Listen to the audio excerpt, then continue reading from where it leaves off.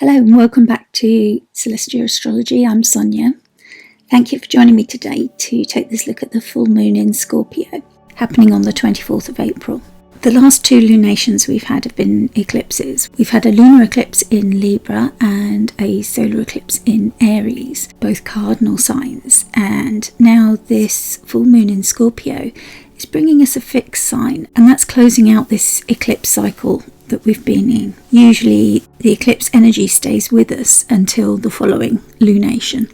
So now we see that we've moved from that cardinal energy of initiating things into the fixed energy of seeing things through and getting tasks done with more stability and more staying power. And Scorpio is usually thought of as a sign where we see intense emotions, and there can still be powerful endings. And with the astrology that we're going to unpack today, we can still see, with the aspects to Pluto and Jupiter and Uranus, some unexpected breakthroughs coming. Those aspects happened on the 21st, and they're now just what we call in Hellenistic astrology flowing forth. And that means that the planets have had their meeting when they've been exact, and now we're starting to see the consequences. In the same way as with the full moon, we imagine it like the climax of a movie where there's a build-up and the movie reaches the boiling point, or the point where everything in the plot is suddenly revealed and you see all the characters forced to confront their destinies and forced to reveal all these different storylines where threads have been building, and suddenly there's a moment where all these secrets come out and connections shown to you, maybe things that you didn't know all the way through, but the aha moment where things suddenly make sense. And the full moon is often that turning point where things are revealed in the same way that the moon is illuminated by the sun at this point in the cycle where it's waxed to its fullest point and it's fully illuminated. And it's the same as above, so below for us on Earth. Things are fully revealed in this cycle as they're meant to be at the right timing for us. And it's a chance for us to let go of things that we're ready to release. And also we see what is flowing forth from that reveal. So in the same way as quite often the reveal isn't the end of the movie, we see some of the consequences play out, how this manifests in their lives. Usually it doesn't end with the big bang or the big revelation. Usually we see some of the consequences and what that means for some of the characters that we've been involved with. So the full moon can be a time where we see a lot of myth and folklore surrounded with it. It's a time when the sun and moon stand in opposition. So currently we have the moon in Scorpio, and it's at 4 degrees in the first decan of Scorpio. And it's opposite the sun, which has just moved into Taurus. And this is the peak of the lunar cycle, a culmination of the energy as the sun's light illuminates the moon. And it grows fuller from the crescent when it first starts to appear after the new moon. We see that small crescent, the tiny slither of moon in the sky, and that gradually waxes fuller through a gibbous cycle until we see the full moon. And sometimes this is a potent time for release as well. We see many sea animals like turtles give birth around this time. So this full moon being in Scorpio means that it's ruled by Mars, and in Scorpio it's a feminine yin expression of Mars, which means that it's less of the masculine yang outgoing energy that we saw with the solar eclipse in Aries, and now it's feminine. It's more internal, strategic, thoughtful energy. It can be seen sometimes as intense and transformative, and there's an emotional undercurrent to it. It's willing to plumb the depths of human emotion. There's no emotional situation that Scorpio fears to go into. Many people don't like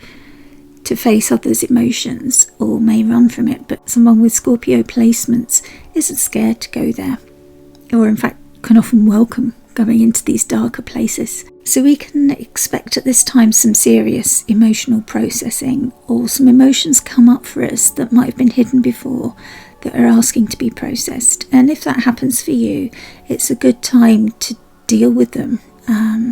Repressing them at this time wouldn't be healthy. So if things come up for you, there's various ways that you could look at them in a healthy way. And I'll go into that later on once we've looked at the other astrology that's coming up as well. It's really asking us to confront the shadows within ourselves and in our relationships at this time. And it's not often that we are asked to look at our shadows, but particularly at this time when it's all being revealed. But we can go even further with this, because Mars, who rules Scorpio, is usually seen as a fiery planet of action and passion, but we find him currently in the emotional seas of Pisces, and he's moving towards a meeting with Neptune, which is doubling up on that watery energy of meaningful connections, sensitivity, the depth, the intuition, the memories that water holds. So some memories from the past may come up, and you may be getting more intuitive insights into situations, or like a gut feeling about things, and we can certainly trust those at this time. But also watch out for a tendency towards passive aggression. The expression of Mars in this sign, because it's less yang and outwards,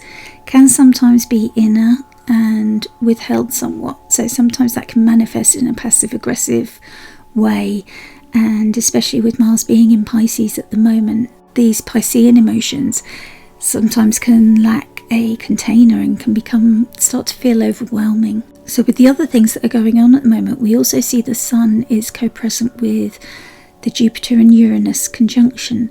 Now Jupiter's just separating right now by 1 degree, but they're still within the degrees of engagement. So although they've passed the exact aspect, we would still consider this as a conjunction. And the Sun represents our ego, our purpose, life direction. And Uranus can be called the awakener or the great disruptor. And when we see Uranus in conjunction with Jupiter, this is a conjunction that only happens every 14 years or so. And when it happens, it can be called like a quantum leap and a breakthrough, a dramatic breakthrough. And this isn't necessarily always a positive thing. It can be disruptive in your life in a way that feels uncomfortable or difficult to deal with. It very much depends on your personal chart and what houses Jupiter rules for you, and where the aspect is placed, where this conjunction is happening for you. But generally there's a link between bringing freedom and expanding that urge to freedom for you. My advice to people is usually to check in with trusted friends. If you're feeling the urge to just burn some bridges, run it past a few friends before you actually do, as to whether your decision is wise or not, because Uranus can make us just suddenly cut ties with things, and you want to make sure that you're not really changing too much. But if the feedback that you're getting from friends is, oh wow, it's taking you so long to reach that conclusion, then you know that you're on the right track. Or if it's something that you've been struggling to deal with for a long time, and suddenly you decide, right, I've had enough now, then again, you're on the right track. But if your friends are saying, no, you're onto a great thing, it might just be that some adjustments are needed. And that's what Jupiter and Uranus are showing you. The need to adjust things, the need to speak up and address the problems that you're being shown. So this conjunction can bring about unexpected opportunities for growth or for liberation. This need to break free from the things that are limiting you. And also, it can bring wild ideas, sudden insights into your mind that weren't there before. Maybe a travel itch pops up, a desire to move or change career, or a great solution to a long-standing problem. Uranus is sometimes likened to like a bolt of lightning, that strike of inspiration, or a light bulb suddenly going on in your mind. So it can be something like that. But because Uranus is an outer planet, it can also be more of a process. So the consequences or the way that it's playing out in your life can be a slower moving process, even though the way that the idea or the thought or the actual event can be sudden, or it can also be something that's been building for a while. Gone exact on the 21st, so it's really happening the same week, and the Scorpio full moon is shining a light on whatever this is lighting up in your chart for you. So it's bringing another opportunity to understand fully what's going on for you and bringing more information to the process. And at the same time, on the same day as the Uranus-Jupiter conjunction, we also saw the Sun and the Moon squaring Pluto, but from opposite sides of the chart. So Pluto's been known as the lord of the underworld, and he can bring riches and intensity and power. So he's quite intense, and he can stir up some deep-seated fears and power struggles in our life. And also with this sun representing our ego and ourself and our life direction, and the moon representing our fortune, our environment, our emotions, both of these can be affected by this square to Pluto. So already this week we may have been forced to confront some hidden shadows, both within ourselves or in our relationships. We may have experienced past hurts or hidden resentments, things that we've buried and put down into our subconscious can be resurfacing. It's kind of like lifting up a stone on the beach or a pebble, and suddenly you see all the small insects and animals that were hidden underneath, and then they have to scurry back into the dark. But for a moment, when you lift that rock up for the first time, that stone up, it's all suddenly revealed. And in the same way, those issues for you are suddenly revealed with this square. So again, that happened on the 21st, on the same day that the Jupiter-Uranus went exact. But this full moon is also carrying some of this energy and shining a light upon this as well. And Pluto isn't just about the darkness, it's about the transformation that offers us. When we shine a light into the shadows and the darker areas, we get a chance to transform. These things that have been in our subconscious, they're still acting through us. We are still making decisions based on things that are in our subconscious. We act without being aware of it. And when we bring things from the subconscious into our conscious mind and address it, we have a chance to release it as well. We've been carrying that emotional baggage for far too long, and we have a chance to really address it. Do we still need to carry it? Is that past hurt still hurting us or hurting the other person or parties involved? Or can we just see the situation for what it actually was in the true light of day? And if we can actually release it. We can forgive ourselves, we can forgive the other parties involved by facing that shadow. And by doing so, we can step into a more empowered version of ourselves. By releasing that, we make ourselves lighter, and we're more ready to embrace the challenges that we're facing today, rather than dealing with issues from the past. So that's what this full moon is showing us. It's giving us a chance to release that so we're better prepared to face the future. So in this image that I'm showing you, this is the decan that the full moon falls in. And decans are divisions of the zodiac, and each sign of the zodiac has 3 decans, which are 10 degrees each within it.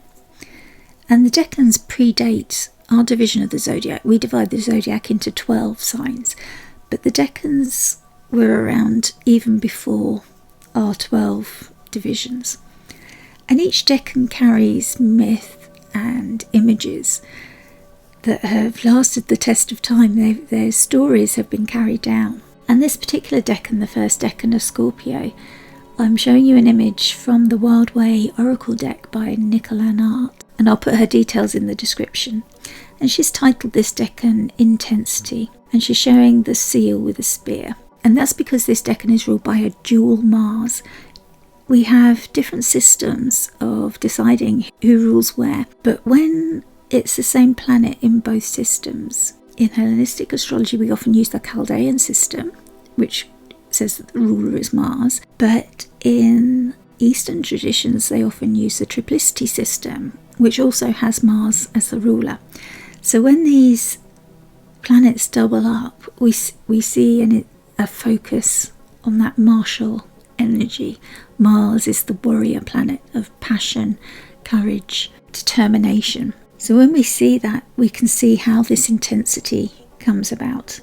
And Nicola's given us these keywords for Scorpio 1 of forceful desire, ferocious hunger, but also the potential for disappointment. So there's a warning there as well, that when we feel this intensity for our passions that come from Mars, that we can focus our desire in one particular place and become very tunnel visioned about it.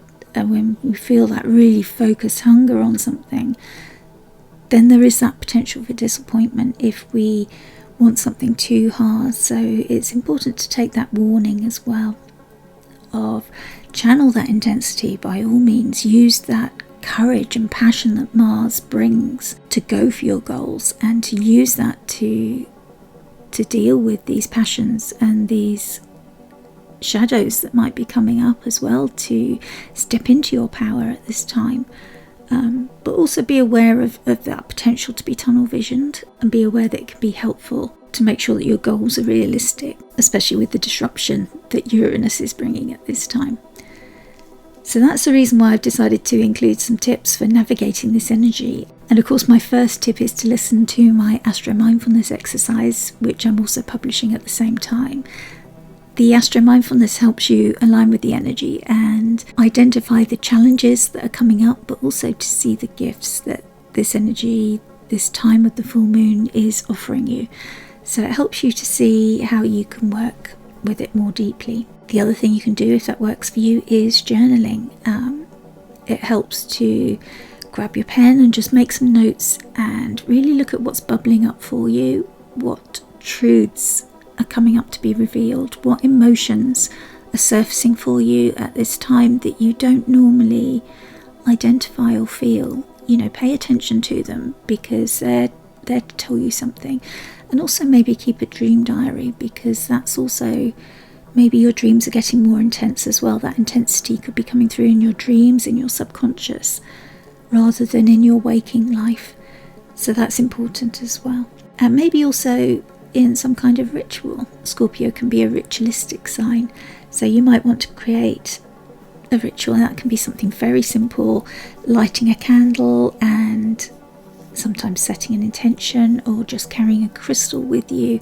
And if you feel some aggression or intensity, you find a way to release it. Maybe you want to speak it into water.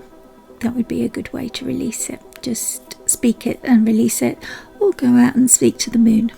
I like to sit under the moon when it's full and just speak to the moon. It's very simple. So I hope that's been helpful for you. I know you've heard this before, but as always, I am really grateful for your likes, subscribes and comments. It really helps the channel, especially likes and comments. Even if it's an emoji in the comments, it helps this episode get seen by more people and hopefully help others. Thank you so much. Thank you very much for listening and joining me.